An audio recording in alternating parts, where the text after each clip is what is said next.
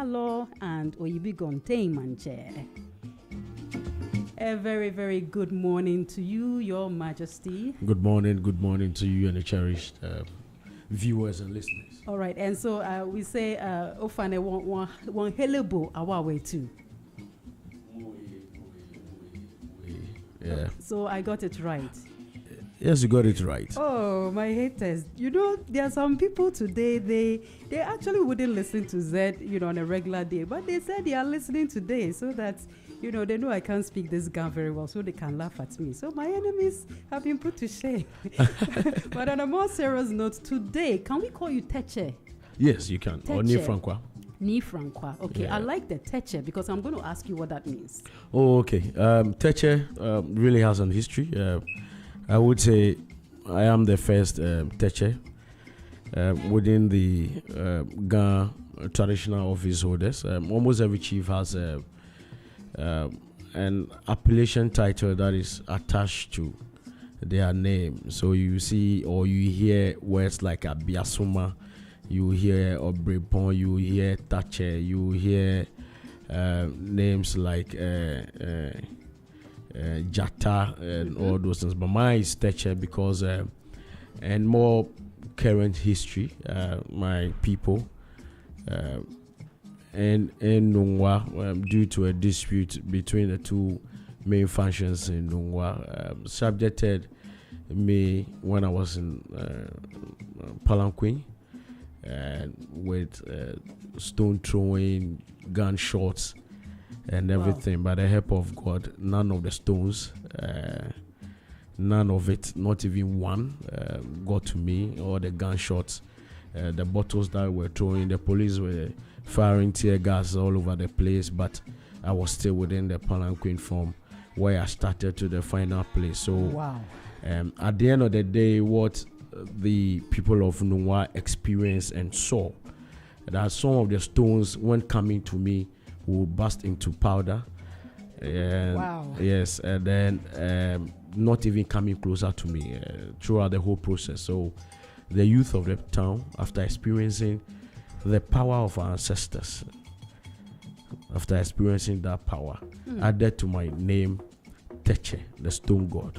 Stone god. Yeah. Okay, I thought Che was father. The father, So yes, something like that. the Sort stone, of is the okay. stone father, because he was stoned so many times. And so you are actually the first, like you I'm said. I'm the first Teche Teche Kobe. Kobe, and I lived through that process.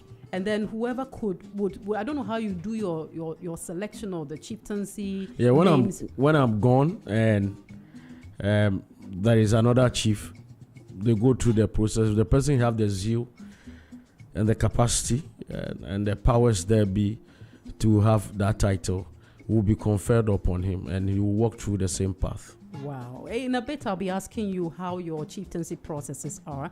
You don't have to go into much detail because there are some things that, Oh, yes. we mortals, we shouldn't really know on a lighter side. But I want to clap for you right now because, hey, this story. Yeah, it's not easy. One of the most difficult things is being a traditional officer, aside the spirituality aspect of it, the physical aspect of it, where you have a misunderstanding between two brothers. Your life is at stake, physically and spiritually. So every day you are on spiritual guard. Every day. You have to, and the ancestors, you said. Every day, almost, if I say every day, almost every second. At that point that the stones were thrown at you, the bottles, the gunshots, you would have been dead by now. Yes. What was running through your mind? I know we're going to win at the end of the day because as a traditional officer or a chief, properly installed through the process, there's always a communication between you and ancestors. So before that day, we knew what was going to happen at the town square. We knew we were going to be attacked. You saw it coming. No, it's not we saw it coming. We spoken to our ancestors. They've assured us what was going to happen because it was a retaliatory time between the Nungwa Manche and the Nungwa Manklalo. There was an issue between the Manche and the Manklalo due to some traditional festivals. We don't celebrate Ojra in Nungwa. So the Nungwa chief who to a large extent has an Akan ancestry, decided to have Ojra part of our process. Being pure Gadangbes, people decided not to entertain Ojra in Accra. So it was a misunderstanding.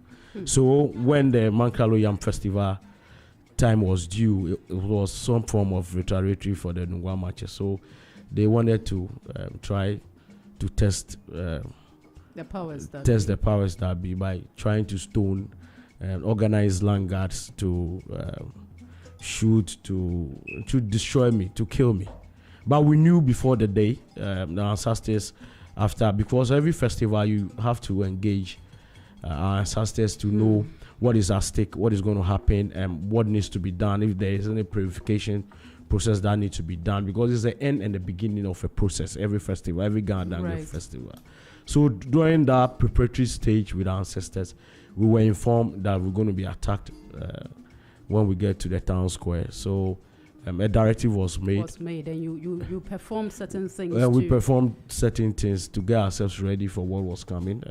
So we knew it's going to come. We knew we were fully ready for it. I always tell people always ask me about it. So what would have happened if they would have succeeded in getting you from the palanquin? Because the end goal was to ensure that either I fall down from the palanquin or I collapse with the palanquin, or either to die, to make a point. Okay.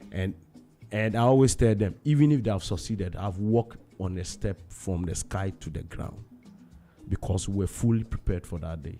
Extremely prepared. Say that again. Even if they have succeeded. If they had succeeded. If they have succeeded in ensuring that the palanquin fell, I'm not going to fall down. I'll walk in the air and get down. Hey, even the music has stopped. I am not surprised. I'm enthused, if that's the right word, because a lot of people believe that is it tradition? Is it kusum? Yeah, kusum. Yeah, tradition. Kusum. Tradition and customs. And customs is all a fallacy, and it works for those who. And you are living proof, for which reason your name is Teche, your title. My title, because my first chieftaincy title is Nibo Tekofi Francois II. That was it. And then I had for the Mankralo. Yes, and then I had the Teche when I was attacked, and I had victory on that day. So I went to battle and I won. What were people saying? What? How do they see you? How did they? What happened was a proof to everybody that our ancestors are still alive.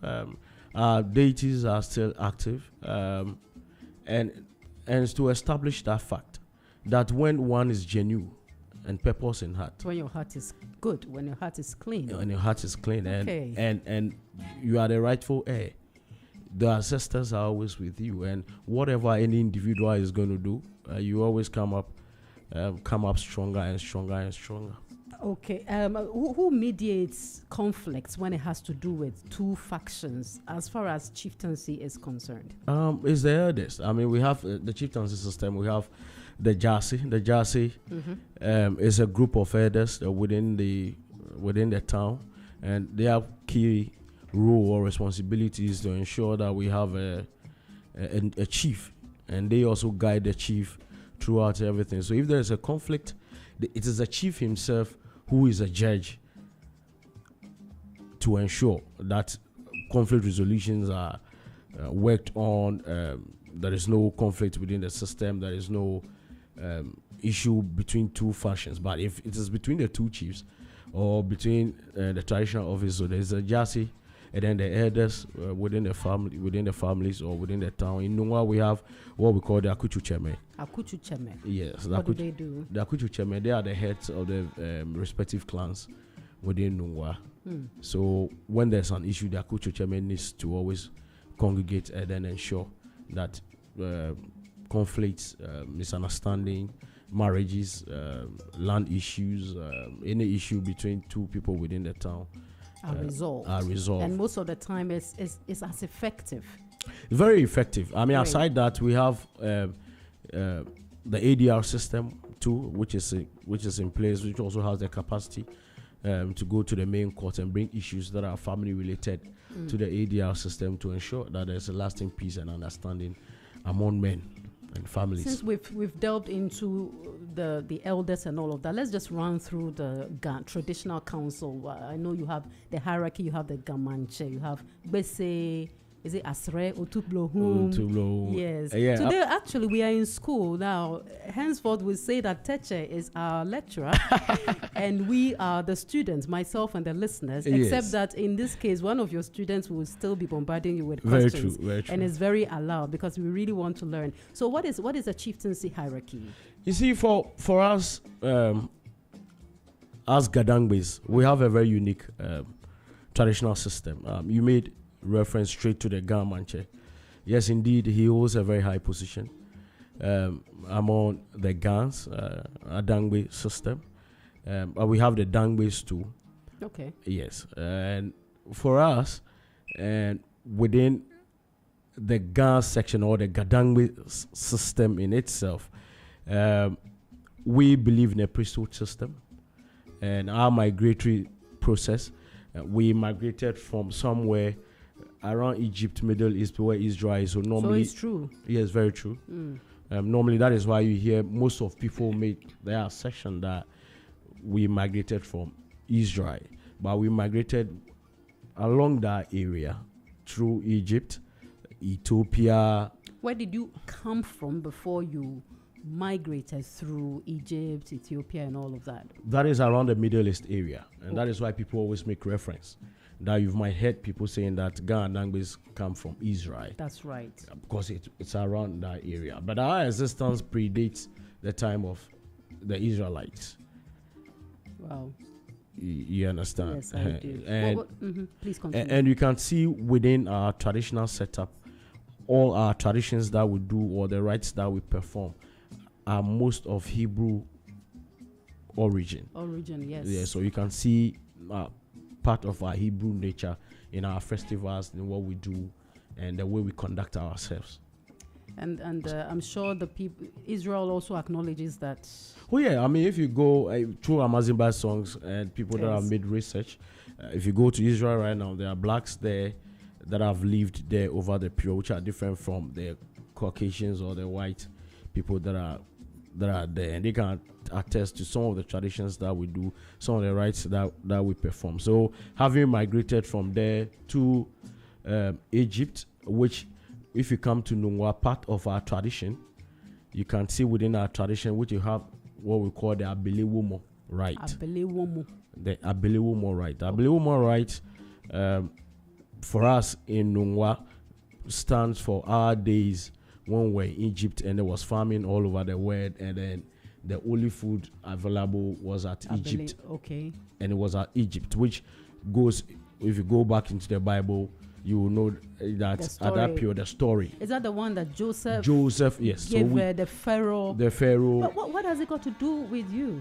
Yes. For us. Yes, I heard it, that it's part of your... Yeah. So for us, our ancestors have carried on that traditional rite over the period onto us. So we have part of our Omo festival, which what we call the Abelewomo and Shamo rite. In fact, we'll go into detail with that because we'll be narrowing down from the general Homowo where, because I know different areas have different Homowos. Yes. We'll come to that one in detail where you will teach us what is different, the Nungwas, which is different, and some of the rites one by one. But yes, indeed, you did come from Egypt then, because we all know the story. Yes. Joseph advising the Pharaoh what to do and all that. Yeah, so through Congo, Chad, through to where most of us organs always relate to is Nigeria, because it's more of modern history, which is believed that we left there around 11 AD to our present day in Ghana. So you will see that normally Ghana Dangbes make the Gamashin people always refer to Ile-Ife, that they came from Ile-Ife. But in sense, all of us lived at Benin City when we're in Nigeria. And then when we're migrating from Nigeria, from Benin City, because there was an issue there, they wanted to perform some sacrifice. They wanted a royal sacrifice. The Ghana Dangbi people, they wanted to pick one of us, so we needed... They wanted to pick one of you as sacrifice? Yes. So we decided to leave. And by good omen, the people of Nungwa were the last to leave, all the Dangbes and then the Gamashi, and that is why you have the word Gamashi, machine law. Was when we left Benin City and then migrating, and they left earlier. The Dangbes also left. Numo Bokitilawe, who we believe is a warrior, was the last. The Nungwa group was the last to leave, and then when they got to the river Niger, they couldn't cross, and then they ended up being in the north to Ile-Ife. The Gamashi people left to Ile-Ife, but the people of Nungwa, led by their traditional leader and spiritual leader Numo Bokitilawe, led his people when they got to the river Niger. Because he has power over water, he was able to part the river Niger into two, crossed it, got into boats, and then got to our current country, which is called Ghana. So indeed, the people of Nungwa are the first Gadangbe people to reach our current. The people of Nungwa. Yes, they are the first Gadangbe town to be established or to reach our current country, which is called Ghana in ancient time. Later, before the other Gadangbe, the other people, and then the Gamashi people came. So when they came, the people of Nungwa have already established most of their territories before they came. So we were moved by Bulome, not chiefs. So we started having chiefs most recently. So in our traditional setup as Gadangbes, we always refer to the Nai Ulomo and then the Gbobu Ulomo are the two key traditional office holders. Wow. You know why I'm surprised, and I wish we could have this conversation till tomorrow, because you see, some of the books we grew up reading don't contain, that's in school, don't contain the story as is unfolding right now. Yeah. They contain the surface of it, and that is what our children wear. I'll say wear because they no longer really do that. That's what we grew up knowing. And so the details should come from the custodian of oral tradition, like I'm experiencing right now. Very true. Right. Teche Nibote Kofi Francois II. He's a Nungwaman Kralo Shono Talo and Oyibigon Manche. Yeah. He is with me in the studio, and we are actually talking about the Gadangbe tradition. We'll be narrowing down to the Homowa Festival. So now we're going to dissect a bit your role as the Mankralo Shono Talo. What is Shono Talo, by the way? Shono Talo is like in the form of a regent. But in a regent, you have you can't have a regent maybe if the person is no more, but in this instead he's alive, old, a bit incapacitated to perform certain rites, so you will be installed onto his laps so that you can actively perform his roles and traditions. So the shuo is the tie. It's a tie. Okay, yeah. I was very skeptical. I didn't want to say sure no, so I said sure no just so I can be safe. But it's actually sure no. Talo. Yes, you sit on his laps and you administer what he would have administered. What are your roles? First as that, and then we go to the Oyibigon Ting Manche. Okay. The Mankralo position within the Gadangbe setup is more or less like a deputy. In the absence of a chief, as I've indicated earlier on, per our hierarchical structure, which you indicated earlier, of the Gamanche, we have the Ulomo as at the apex of our structure, because the Ulomo represent our spirituality, because we Gadangwes believe so much in our deities, and our spirituality is very key to us. So we have the Ulomo at the top, and then you have the Manche. Okay. The Manche is more second to the Ulomo, and then you have the Manklalo, and in other forms they have the Shikiteli. Shikiteli, what does that mean? Shikiteli, in other forms they are secretaries, or in other forms they are treasurers, like finance minister of the community. That's right. So you have the Manklalo, who is more or less like third in command, or second in command to the chief. But then third in command as far as the Ulomo as far as the Ulomo is concerned. So he administer in charge of administrative processes for the town. He also ensures that the town boundaries are kept, He also ensures that other substantive of traditional office holders beneath the Manche and then the Ulomo all are put in check. He also administers justice to disputes and all those things. So he is to report to either the Manche or the Ulomo on the day-to-day administration of the town. He's more or less like the Jagbawa, the operational guy. I can imagine. Yeah. And how, I want to believe you enjoy what you do. How any challenges? How easy is it? Chieftaincy comes with its own challenges, regardless, and it's peculiar to every community that you find yourself. I mean, it is something that I always say, I will not allow my kids to go into it. So, well, please hold on.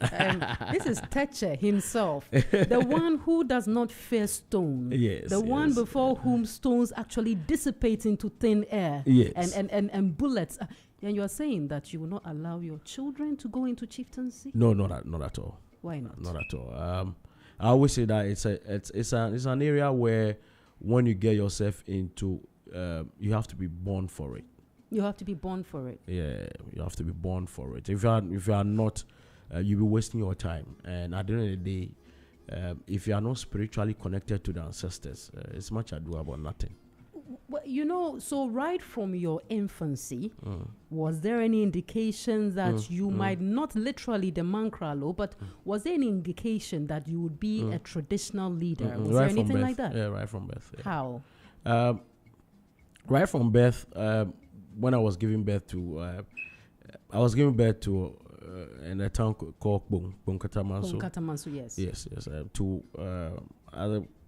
one of the spiritual centers in it's called Ataku Somo, which is at the beach. When I was born, what I was told, and I also met him, and he always says that, look, you spent almost about 2 weeks, 3 weeks at the General Hospital, you are not coming.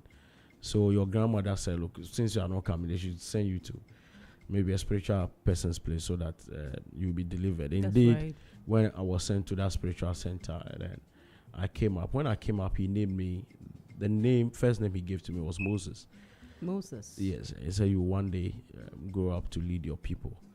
And before I became a chief, I've been a chief almost about 10 years plus. I'm getting to my 12th year. Wow.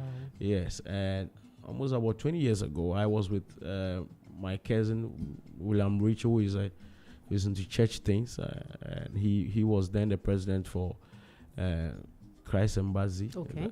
Christ Embassy, their men fellowship. Mm-hmm. So he was coming from the US, and he said his seatmate was one prophet Amofa. He's in Accra area there. So he wanted to go and say hello to him.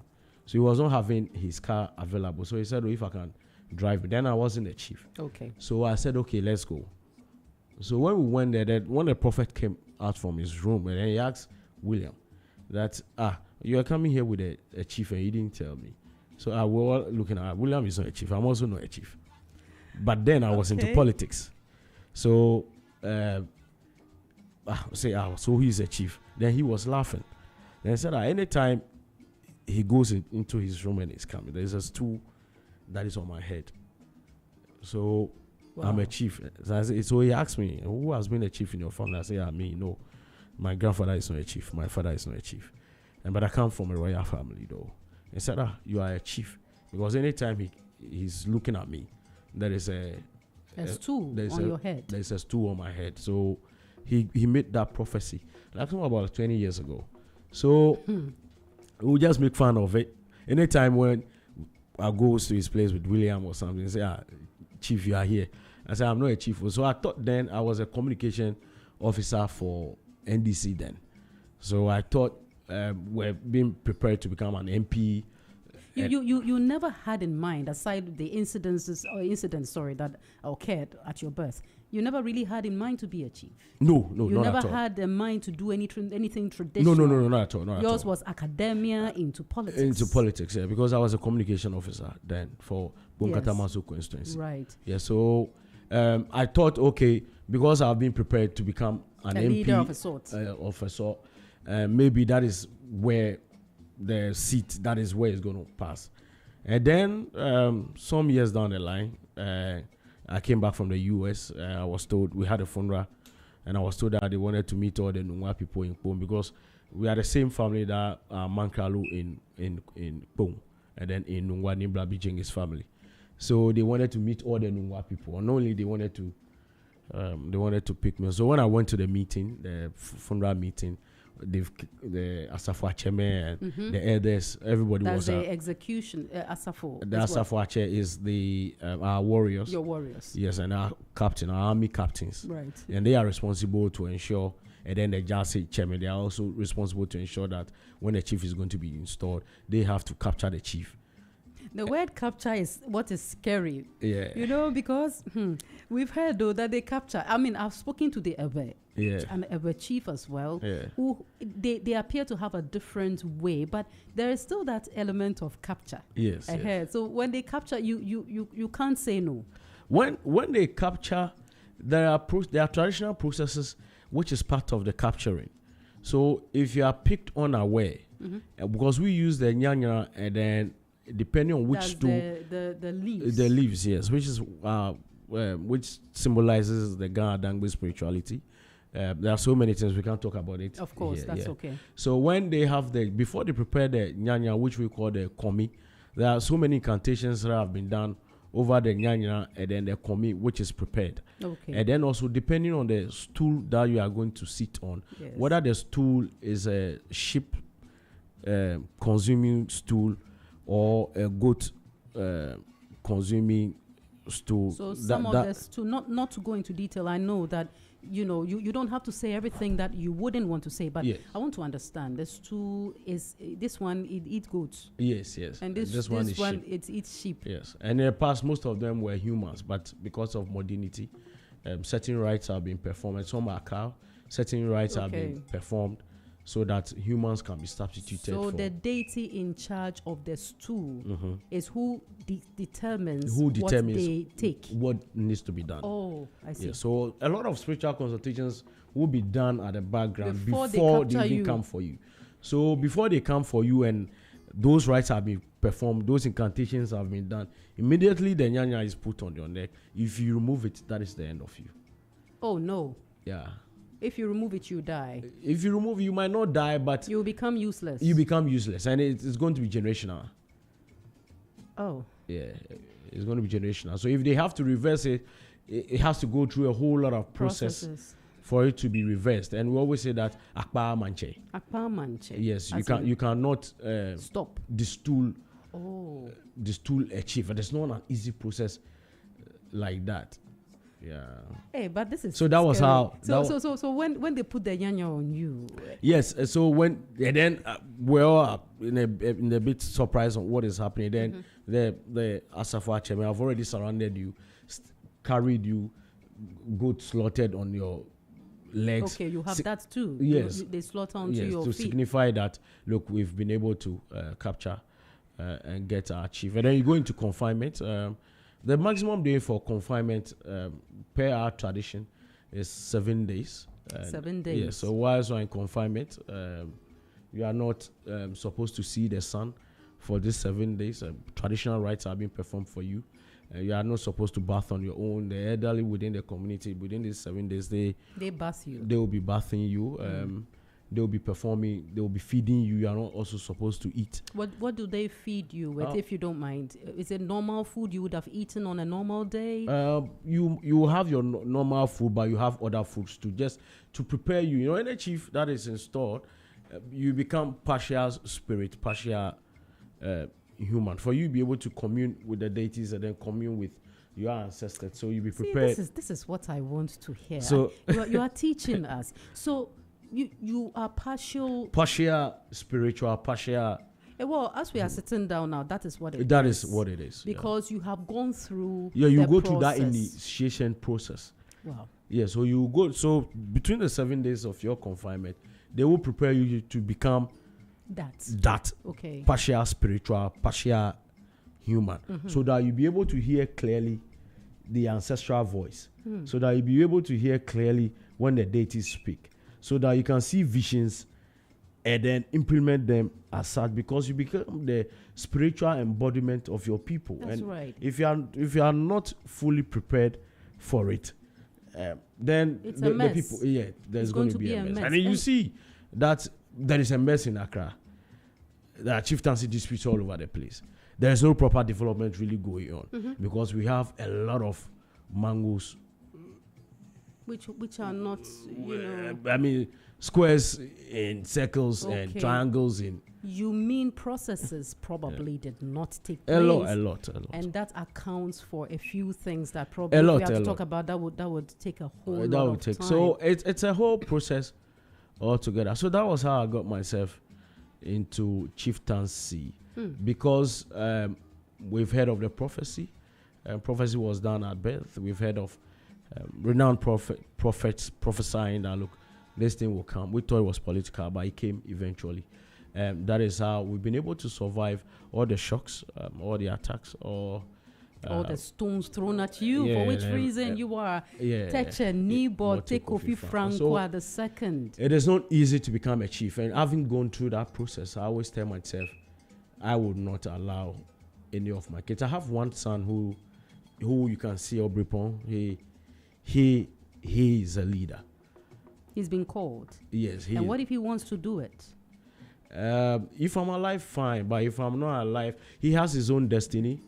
He's more powerful than myself from birth. So he can navigate his process. Wow. You are revealing things that itself is a question. How do you know he's more powerful than you are? As a father, you know your kids. You know who is who. You know everything. And there is one thing as a chief also, and being having practiced traditional religion or what. So any child of mine before birth, we know who he is, who or she is. Yeah. We have to dig deep, and then know. And most of them are reincarnated children. We know what they are here to do. We know what their capabilities are. We know what their strength is. We know where they will reach. And we know everything about them. We know about so them. that helps you to guide them the right way the to right go. way, yeah. So one of my son, he has a calling. He has that, but he's not even in Ghana, so we don't know. He will definitely find his roots, I believe. Yeah. I mean, if not into tradition, anything, wherever he finds himself, anybody that will compete with him will have a challenge. Because he's born as a leader. He's a true leader.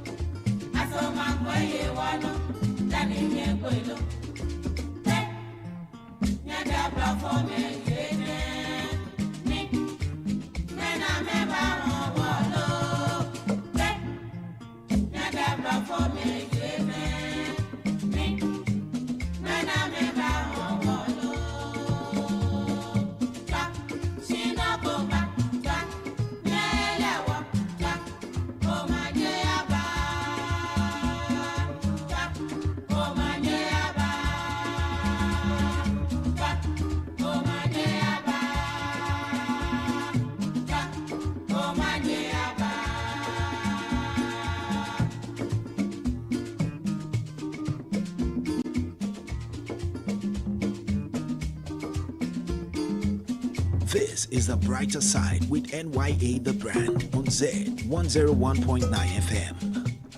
I tell you what, I've heard something of a prophecy of a sort from Teche Nebo Tekofi Francois II. You heard him say he's half human, half spirit. Whatever he tells you is true. Huh?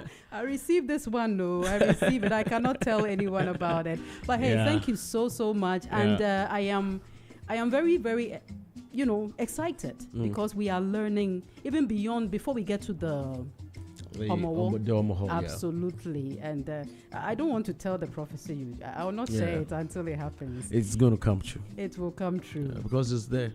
Hey, yes,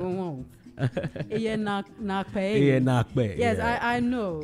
I know within my some inside of me that it is it, except that you don't have concrete evidence. And so I believe that because my spirit resonates with chieftaincy, with traditional. Is there? Yeah. Isn't there? My late father told me something of a sort, but not directly. Yeah, isn't there? Isn't there? It's going to come. It's going to come. And I'll respond to it favorably. And so talking about the Wulome and all of that being the top hierarchy, shall we talk a little bit about the Bogbu Wulomo? Yeah. Bogbu Wulomo. Yes. Yes, Chiche. Yes, so. Gbagbo Mosiche, whom we refer to as the overlord of the Gadangbe state, by virtue of, and he has that title by virtue of one, the Nungwa people being the first to have arrived in our current country. We have 3 Gans within Ghana. We have the Ganwo, which means the Ganwo are the Nungwa people.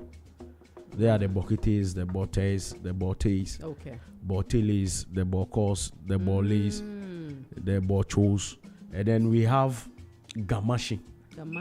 That's the second one. The Gamashin people are the Accra people, where you have the 7 quarters, where you have Sempe, you have Asne, English, Alata, you have the Tublo, you have Akamaje, the Gamashin people. And then we have Gaboni.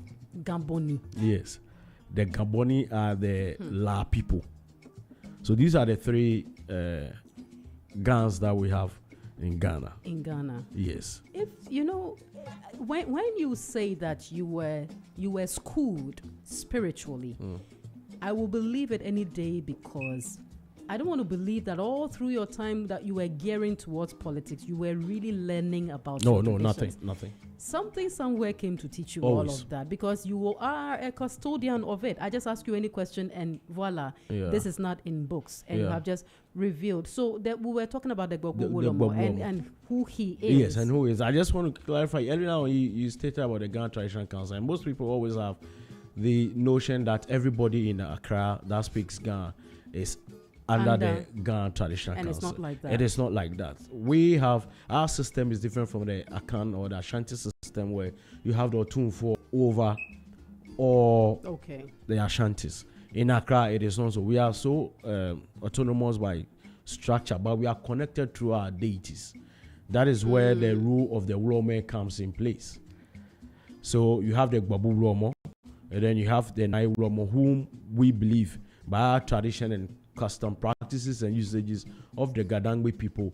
These 2 represent the top hierarchy spirituality of the Gadangbe people. So you have the Nai Uromo, who supersedes and supervises all spiritual activities of the Gamashi people. And he doesn't cross the patient. What is the Kweshi? The Kweshi is there is a lagoon. Right. What is the name of the hotel? Labadi Beach. Right. Yes. The Kweshi Lagoon. The Kweshi Lagoon.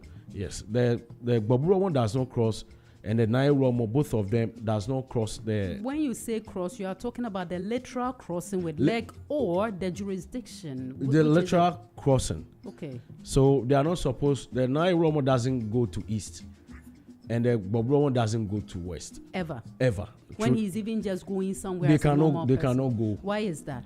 That is the spiritual oath that have been in existence, or creed that have been in existence for over 800 years of our existence in Ghana.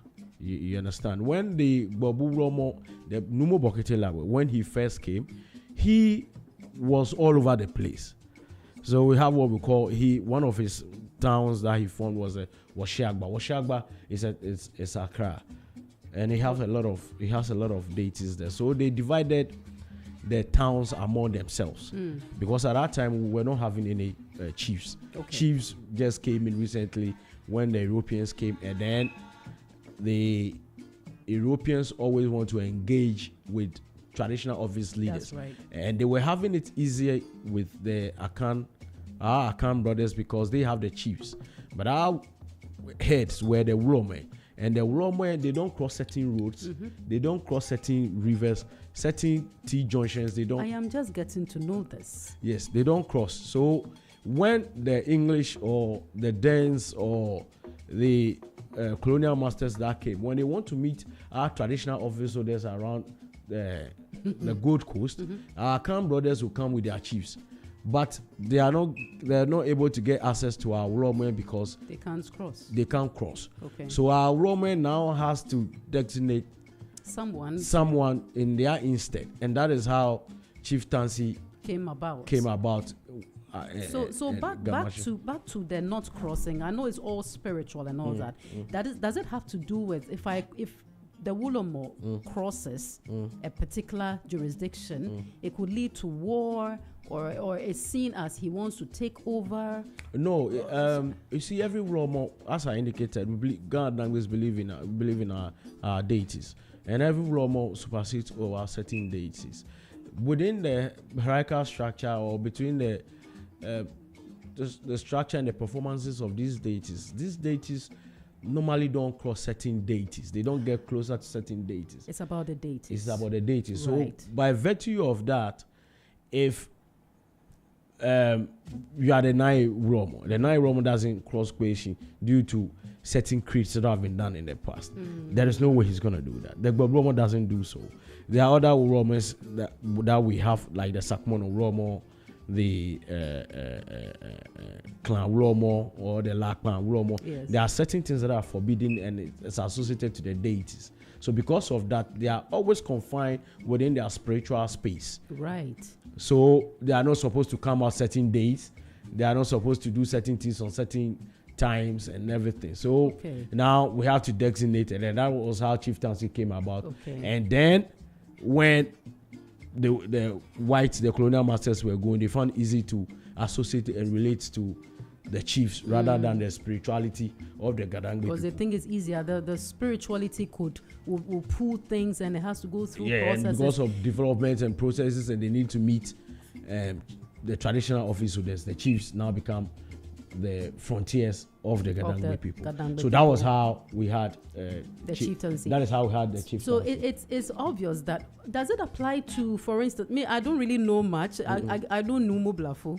I've invited him over for programs before and all that. So does it apply to them as well? Yes. Just so we know, because you might invite him to come to Z and he will say, hey, I can't come. I'm sorry. No, I mean he is on Numo Blafo. It's not all due respect to him, it's not a principal. We have the principal Romans that we have within. He is with Sakmono Wulomo. I think he's a third or something. I get it. Yeah, because we have the Sakmono Wulomo. The Sakmono Wulomo, in his absence, is the Gan Manche, who performs as the deputy Wulomo. And within the Gan Dangwe setup, you can see, because of our Roman nature, almost most of the chiefs that we have also are Romo in nature. If you come to Nungwa, all Nungwa manches are Oshe Romo. If you come to Kpong, the Kpong manche is the Aya Romo. If you go to Gamashi, the Gamanche is the deputy Sakumono Romo, in the absence of the main Sakumono Romo. If you go to Nengo, you have the chief who also Romo. So almost all that shows and indicates that the Romo and our Romo system is the apex of our system, and that is whenever we are coming to have our festivals, all the chiefs who are associated to the Romo roles will now, because before you celebrate the Omo, you will celebrate the Omo as the Romo. In fact, there is something I wanted to ask you when it comes to Homo, which I saw and I couldn't believe it because I've not seen it anywhere before. We are going to take a message, and I will be right back for us to talk about it. We have talked about the... I will come back on the Bobu. I will come back. We'll come back to that. And then if you wouldn't mind, a bit about now Wayomo Ayemwede. Yes, you will talk also about her, I'll add that one to the Bobu. Including, some of the controversies that arose at the time, because perhaps we didn't understand the traditions. And we are speaking to Teche Nibote Kofi Francois II. He's the Nungwa Mankralo Shua Notalo and the Oyibi Gonteng. We haven't even talked about the Gonteng issue or aspect. When we come back, we'll do that. This is the brighter side on Z101.9 FM, and we are celebrating our traditions. When we come back, we'll look at a few more things, and then we'll delve straight into the Homo Festival celebration. And the Wulomo system. The Wulomo system as well. All right. Thank you so much. So stick and stay.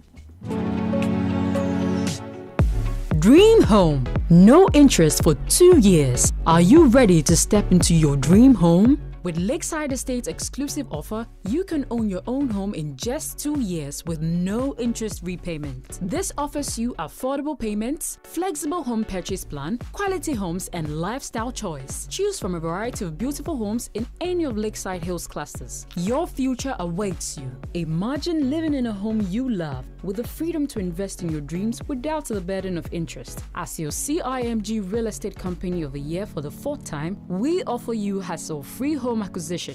Call us today on 020-477-5040 or 020-141-8622. Don't miss out on this incredible opportunity. Call us now to learn more and schedule a tour for our available homes. T&C Supply. Make your dream a reality. Lakeside Estate. Quality homes for all. From Monday's whisper to Friday's cheer, you find the silver lining in all we hold dear. On the brighter side where dreams collide, and why you're our guiding light. Through the ups and downs you lift us high. With every beat of your heart we're alive tonight. So let's dance to the rhythm of hope and grace. In this crazy world you've carved out a space. Your words are magic, they heal and inspire. On Z101.9, you set our souls on fire. This is The Brighter Side with NYA The Brand on Z101.9 FM. Dada bukwe, misuwo mekaiwo akamiyefu. Dada bukwe, misuwo.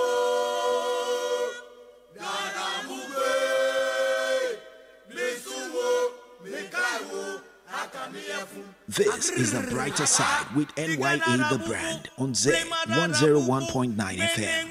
Dada buku misuwo mekaiwo akamiyefu. Serving you a sumptuous meal with good music and information. This is The Brighter Side with NYA The Brand on Z101.9 FM.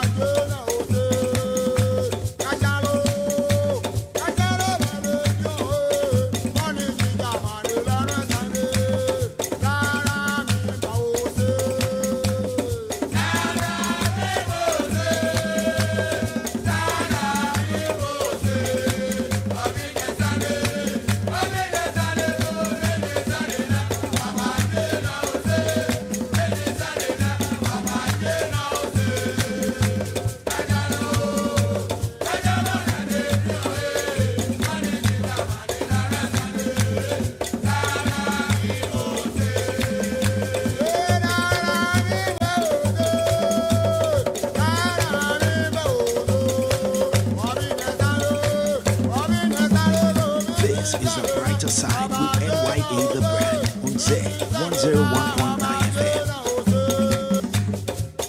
And that is just a little pan logo to shake us up because we are learning so much from one custodian of tradition and culture. And he is in the person of Teche Nibo Tekofi Francois II. He's the Nungwa Mankra Loshono Talo and the Oyibigon Manche.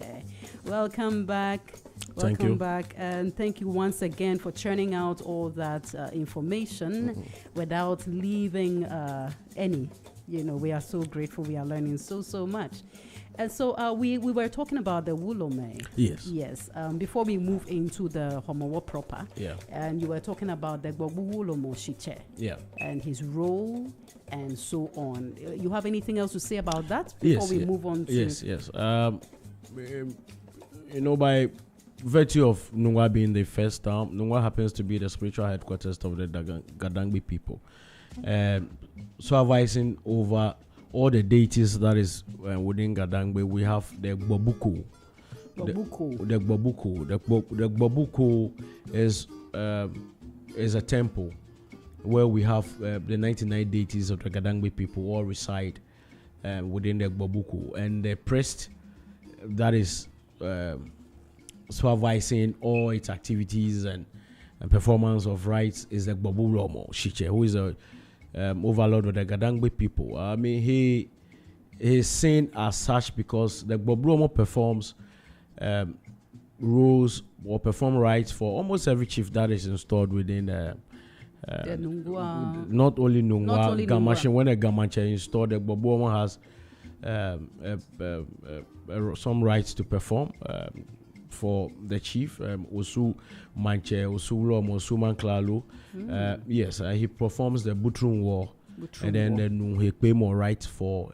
He has the deity to perform those rights for. And even the current Gama Manche, Ni Taki Tekochu II, he was in Nungwa for almost about a month plus to go through the final rites of his installation to become the Gam Manche. So the Gbobu Romo, it plays a very key role within the traditional and spiritual setup of the Gadangbe people. I mean, he is also serves as an arbiter.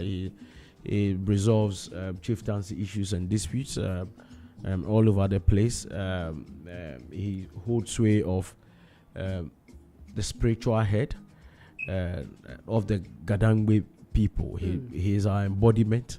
He's the overlord. Yes. Then that's a huge responsibility. That is a very huge responsibility, and he had that because he supervises over the principal deities of the Gadangbe people. He has all within his temple, and anything at all that happens within Gadangbe, you need traditionally and the spirituality of the people, he needs to be informed because he has one role to play. He is the first always to celebrate the Omoho before any other town can celebrate the Omoho. Okay, we'll come to that one, but not until we have delved into the position, if I'm right to say the rank or the position of the Nawo Yomo Ayemwede. Yes, I got it right. Yes. Okay. Yeah, what now Yomo Ayemwede? She represents our spirituality. She's also one of the deity in Nungwa, which happens to be one of the wives of the spiritual wives of the Gbobu Romo. So emphasis on the spiritual of wives, the spiritual and not the physical. and not the physical. But Understand? so where from the controversies that stemmed in 2014, not for us to go into it in detail. I think 2024. Not 2014. 2024, Yes. You know that he had gone to marry a minor, and it became a human rights activist came, and Children Act and all of that came in. And then we now later found out because perhaps we didn't understand the tradition as we understand now. Lack of appreciation to our traditions, practices, usages, and its applications, because it is not anything new. That is a traditional rule that have been in existence for so many years, and we performing it in current modernity and adding modernity to it, I think was what brought the misunderstanding. When you say you added modernity to it, what do you mean? You see, we have two rites that we perform. We call the Hikpemo rite. Hikpemo rite. The Hikpemo rite is performed for both male and then both male and female. But when I say Hikpemo, in the literal sense, is marriage. Oh. You understand? But when it's being performed, it's not performed in the sense of marriage. It's a traditional rite custom that has been preserved for over 800 years. So many people speak to some of these things literally without appreciating, understanding what it means. The traditional sense of, and that was what brought the. But you still haven't explained that you did it the modern way. It was performed in the traditional sense, but because we are in a modern era where neglects. People always want to add certain things which are off a bit tradition to a traditional process that is being performed. For people to see that we're making it beautiful, we're making it nice, so that people relate to it more. What? Sorry to cut you. What is it that was attached or were attached to it to make it modernized? For instance, is it what makeup? Is it what makeups, maybe the dressing, some of the appellations, and also the literal sense of hikpemo and those chants that comes associated with it. So they had to add those to make it look like marriage. Yes. Should that be so, or should we go back to how our traditions traditional rites were performed? I mean, the key thing is for us to first and foremost to understand and appreciate what our traditional rites are. More education needs to happen within our schools for everybody to really appreciate what the Hikpemo rite is within a particular town. What are the traditional events that are within the town, so that everybody will appreciate it. Because you see, if you go to our accounts, they also have the same system, but it's the terminology is different. It's different. So has the Hikpemo, right? Has it always been with somebody younger, or it could be anybody? For the Ayemwede rule, yes. For the Ayemwede rule, anybody at all that comes closer, the person has to be a virgin, because she sits on the Shadi stool, which is a virgin stool. Yeah, the Gbobro one has so many spiritual wives.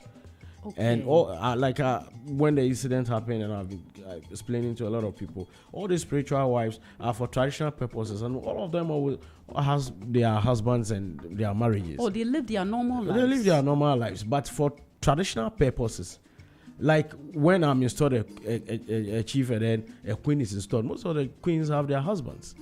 It is not literal marriage. Yeah. As we say, where we come from. Yes. So the queens that are installed, I'm installed a chief, a queen have been installed, the queen have their husband. But when we are going to perform our traditional rite, I will forgo my marriage, my wife. She will also forgo her husband. The two of us will sit in state as husband and wife. You understand? And that is understood because they understand the tradition. It's tradition.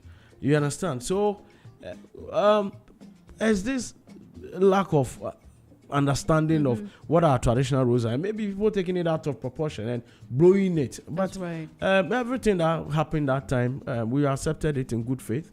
You understood that. I mean, bad publicity, but it was good at the end of the day. It was all over the place. BBC, Al Jazeera, Friends 24, DW, everywhere. It was all over the place, and we took it as an advantage to showcase our tradition. They did also give us a sense of the need for us to propagate our traditions better. So for instance, Nungwa, for instance, you would want people to know what your traditions really entail, for which reason you are even here. Do you have such programs in place? Yes, after the Ayemwede incident, it has been a positive drive. She has a foundation.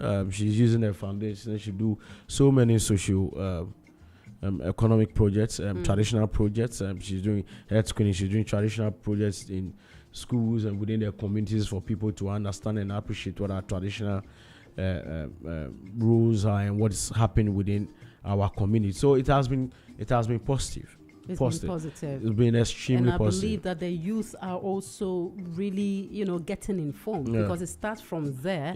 Young people, then they also tell their younger ones, and then we go back to our traditions and our culture. Well, it has been extremely positive. Yes, I'm a modernized lady, but I feel I have a connection to tradition, and I feel that we need to understand it properly. And now the understanding is there. Yes. Okay. I mean, it's a collective thing, which we believe that all of us traditional office holders, people within our community,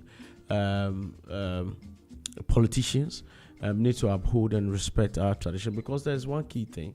We're not supposed to change the ancient landmarks. And anybody that finds himself in a position where you're beginning to change your ancient landmarks or forgetting where you come from, what your traditions are, you are lost. And it has so many spiritual implications. I mean, when you are born, where you come from, there is a process.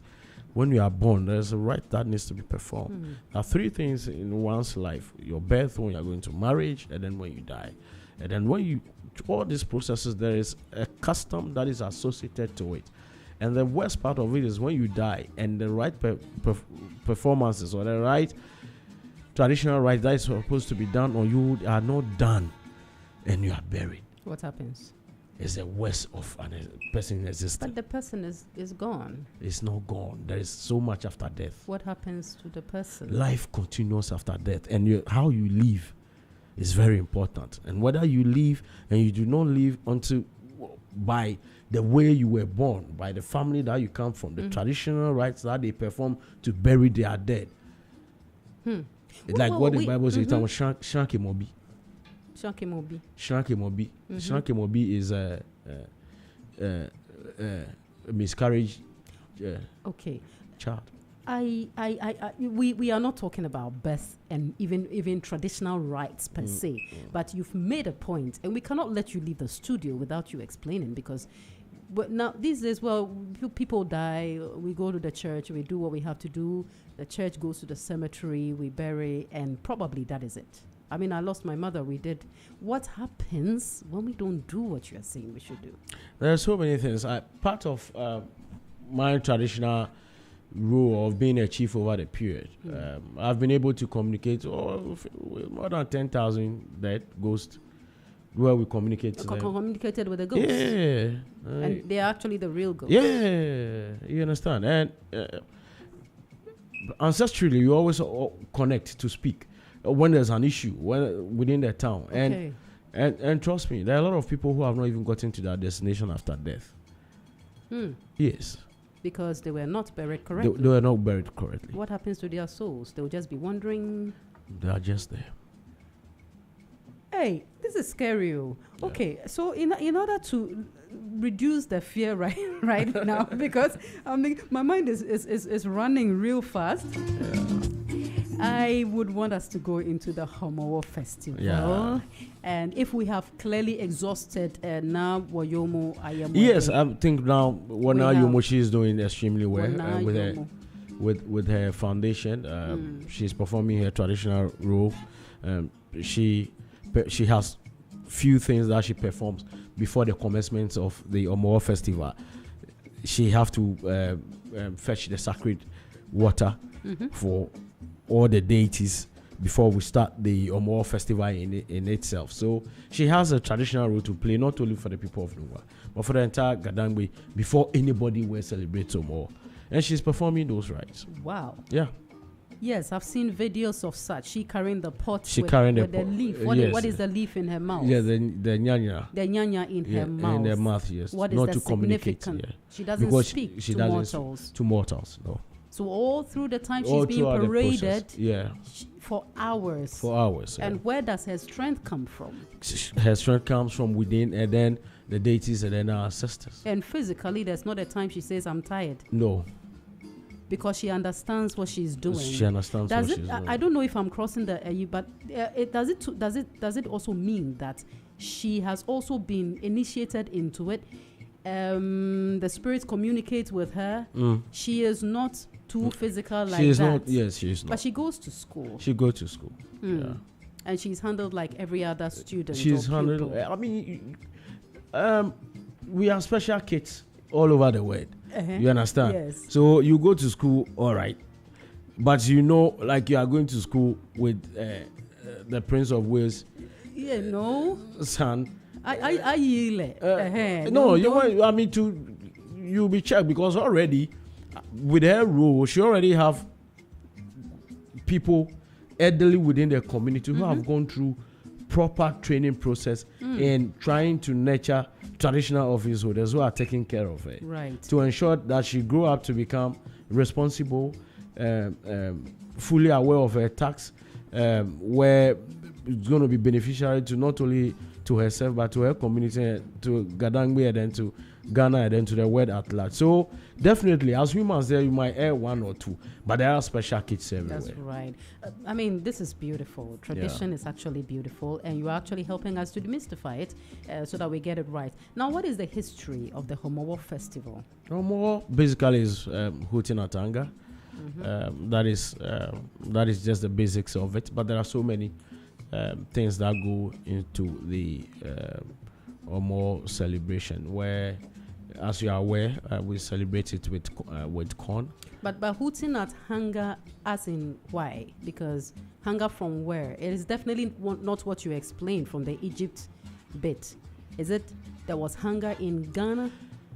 You see, for us, we believe in what have been pushed down onto us by our ancestors, and we believe strongly that our Homowo celebration is connected to our Egypt story. Right.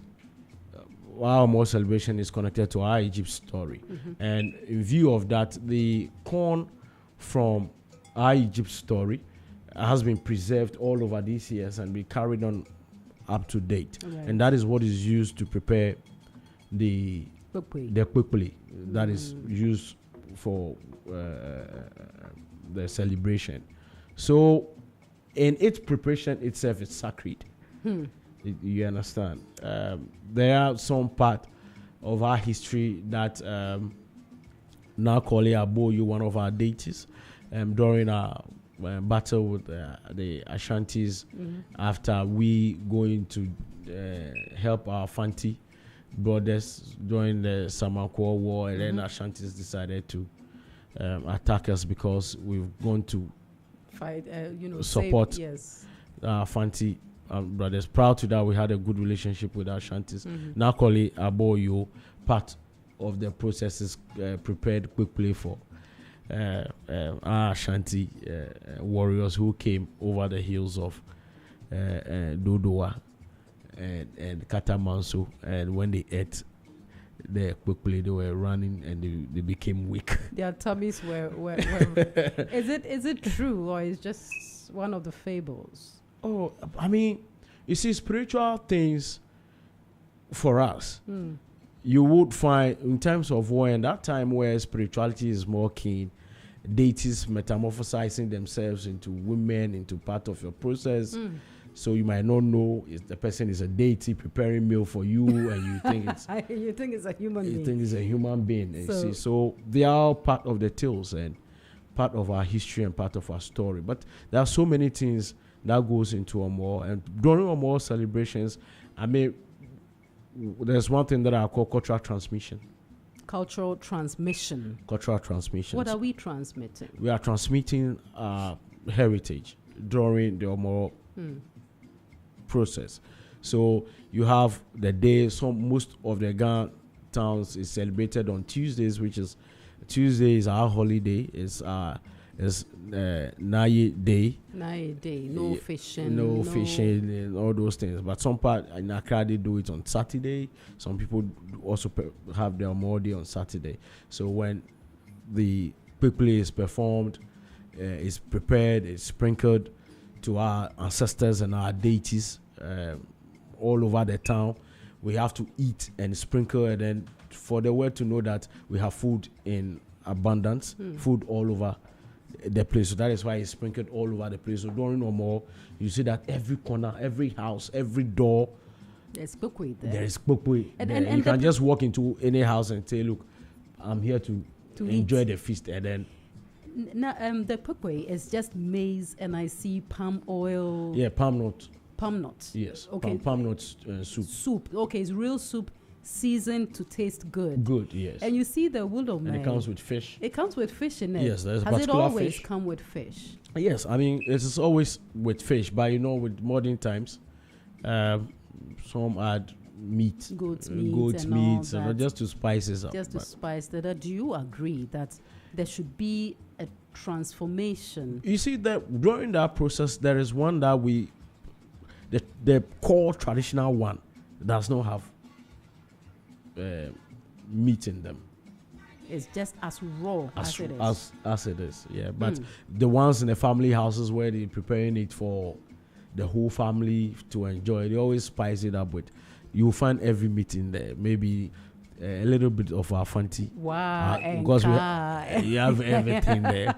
Because within Gamashi, and we have a lot of fun there. Abules and Oko, they are all fancies. If you come to Pong, we have the Thompsons. If you go to Su, there are some fancies who have been assimilated into our system as Gans. Wow, and so Homowo celebration. I am also aware that the different areas like La, Gamashi, Tema, Nungwa, you all have different yes, we have celebrations. Yes, why is that? Yeah, like I indicated, because we have a very autonomous system.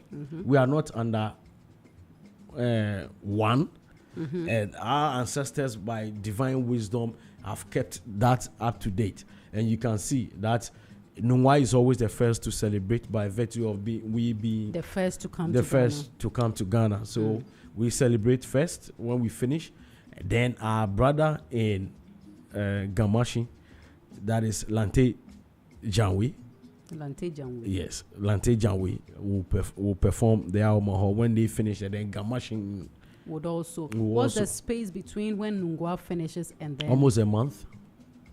Almost a month, and then when that is done, when Lante Janwi perform the Aomaho, then the entire Gamashi with the Gamanche will now perform that, and then it's 2 weeks, 1 week from there. Then it comes to Osu, La, Teshi, 1 week, 2 so weeks it's not difference. like one Homowo like it's Christmas, so everybody. No. And it is and because of our deities, because like as I indicated, one of our backbone and our core is the Gadangbe deities. And so all these deities have the day and then the when those rites are performed. So that is why you see that when Nungwa finishes, to give a month, there is a spiritual and traditional reason for that. Is there a calendar which is definite, or the calendar changes? The calendar changes. There is a calendar which is always within the Ga Adangwe system. We have the holder of the calendar for all the towns, and that is the Numu Dantu, the Dantu Romo, who performs that right with the Babu Romo Shiche. So the Dantu Romo, he is the custodian in charge of the Gadangbe calendar. Okay. And then when he is able to get it right, he will now come to Nungwa and meet the Babu Romo, and then with the Babu Romo Shiche, they will now go into spirituality of it, when and the day when it's okay for the deities, even though we know the dates, but a lot of spiritual consultations will be done to affirm the day and then the time for all the Gadangbe towns. So we have what is called, prior to the Omoa rite, what is called the Tekomo rite, which is performed by the Baburomo Shiche, overlord of the Gadangbe state, and then the Dantu Romo from Gamashi. Is it true that is what is recognized as the Homowo festival? That which is performed by the Dantu? No, what the Dantu Romo performs is to get the dates for all the Omoa rite with the Baburomo Shiche. Then when the dates are confirmed, it is now published for all the traditional areas to know that you're Moho by virtue of, because among the deities, and you use the moon. Okay, you also use the moon. We use the moon. So spiritual consultations will be done, and then when that is cleared, we know that when Babu finish with the Omo, Babu needs to give Dantu 3 weeks or 4 weeks. So when Dantu, if Dantu date is not right, or if Dantu date shifts, everybody will have to adjust according to. Okay. When Nungwa shift, everybody will shift. So it is not constant. So before we come to the rites preceding the festival, we will, even though you mentioned a bit with now what is different? For instance, the Nungwa Homowo, how different is it from the other areas? The Nungwa, one of the key things that is different from Nungwa Homowo is would say that most of the activities within the Nungwa Homowo represents or stand in for most of the Gadangbe towns. So you have within Nungwa Homowo, during the period of the Homowo itself is when you have the ban on drumming. So during the celebration itself, you are not supposed to make merry. And it's just for... So say that again. So the ban on drumming pertains to... Okay, there's Nungwa's ban on drumming. There is Accra. Then you have which is different. Oh. So we don't have one ban on drumming which is covering the whole of Greater Accra, no. Oh, thank you. Okay. And you understand? And almost all of them is a month. It is only Nungwa which is just for a week. Why is that, if I may ask? Because, like I indicated earlier on, most of the activities that happens, the traditional rites that happens in Nungwa, stands in instead for most of all the other areas. The other areas. Okay. And Nungwa festival spans for almost about 6 months. Yes, I noticed. So does it mean that the Gbabubu Lomo would be present at the other areas? No. He doesn't have to be he present. Doesn't. Anything at all that he needs to do, he performs it within the Gbabu temple. He performs all his rites within the Gbabu temple. And instead for more, because most of the principal deities that is within the Ghana Dangbe towns, most of them have their root within the Gbabu temple.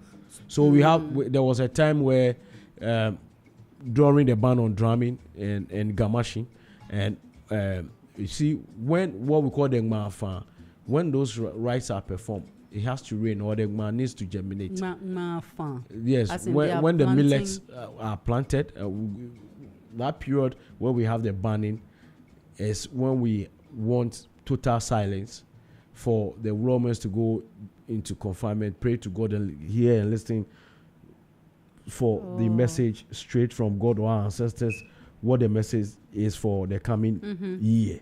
So we want complete silence. At the same time, too, the spiritual significance of the ban on drumming is also manifested through the how the sprouts. The millet. The millets, how they sprout.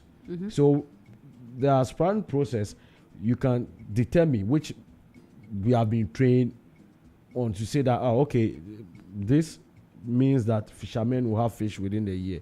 This means that there's going to be progress. This means that there's going to be farming. This means that the rain will not fall within the year. So all is communicated at the time when the millet is sprouting. Yes, when it's sprouting. Is there a specific place they plant it? Yes.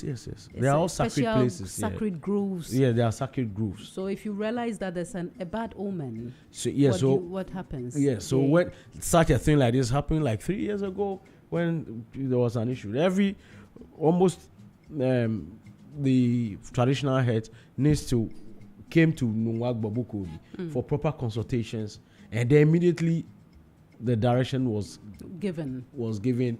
Cows and were slaughtered, and then by the end of the rite, it rained. Yes, because I'm even told that we're able to stop the rain sometimes. Those times we're in Labona. It rained for the millets to sprout. Yeah. So this ban on drumming is done for a month, apart from Nungwa. Apart from Nungwa. So there's ban on drumming. There's the planting of the millet. There's a planting of the millet everywhere. It's not everywhere. We do abili. It's not everywhere. As in corn. As in corn. Was when we're coming from Egypt, we came with 2 meals, the millet and then abili. That is what we came with. And the millet was with the Lante Janwe people. And then the abili was with the people of Nungwa. And that is why we have the abili womo right. And Gamashin, they do the millet, the ma right.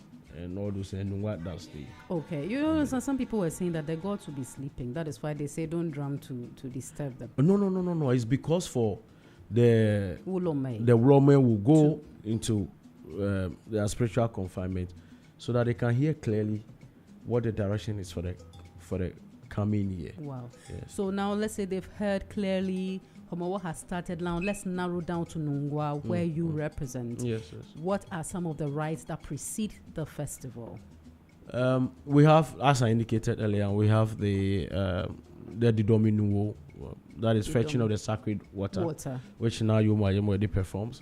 That is done for 3 times. That is done for 3 times. We have the Jente Nishamo. The Jente Nishamo is feeding the deities in the center of the world. Nishamo, yeah. People always believe that Tema is the center of the world. Tema, where the Meridian Rock is not in Tema, it's in Nungwa. Yes. Really? Yes. And that is why the Gboburuomo performs. It is only the Gboburuomo, even in the whole world, that performs the Jente Nishamo. That performs feeds all the deities in the world, in the center of the world, using the power of the Meridian Rock. The center of the world is in Nungwa and not in Tema. Not in Tema. Because Nkrumah claimed that part.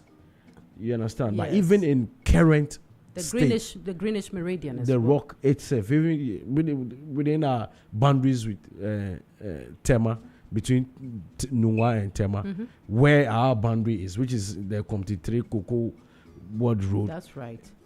Where the Sakumono estate is, where the Greenwich is, all is within Nungwa territory, but it's deemed as Tema West. And it's determined by where all the how many gods are. The 99 gods are situated. See, the 99 gods are within the Gbobuku, but we have the Angbo Rock, which is what is referred. There's one of our deities called the Angbo Rock, which is referred to as the Meridian Rock by the British or the colonial masters who identified that so. But over 800 years, our ancestor Numu Bokete have already identified the Angbo Rock as the center of the world and performs rites as the Jente Nishamo by feeding all deities on that over there as the center of the world to feed all the deities. And that particular rite is the first quickly that is prepared, and that is used to feed the deities, so that when Omode reach on the May Omode, all quickly that will be performed or will be prepared will be okay for everybody to eat, devoid of the ancestors coming to feast. All right. So we first have to feed them, the ancestors, and the Gbobro performs that right, which is called the Jente Nishamo. So after that, what happens? After that, we have the Abele Womo rite, which I indicated. We reenact when there was famine in the whole world, and we were living around the Middle East, and our ancestors have to trek to Egypt for the corn, and then bring it back for everybody to eat. So we reenact that process where that maize have been kept in Oyibi. So we trek from Oyibi to Nungwa every year. From Oyibi to Nungwa. The Oyibi we know. Yes. All the way to Nungwa. All the way to Nungwa to reenact the process. To reenact the process when there was famine and everybody needs to walk to Egypt for food. So we perform that particular rite. Right after that, we also have the Ajepo, which is we don't go out. You don't go out when there's a curfew, because the deities will be invited into the town to perform some few rites, and that is the danger side of Omoho, because when we ask that Ajepo, if you come out and you are not being properly initiated into that right, and you see some of the things that is happening, you not meet the year cycle. So the Ajepo is, let's say it's happening in Nungwa. From what time to what time normally? Normally from 10 going, everybody needs to go indoors.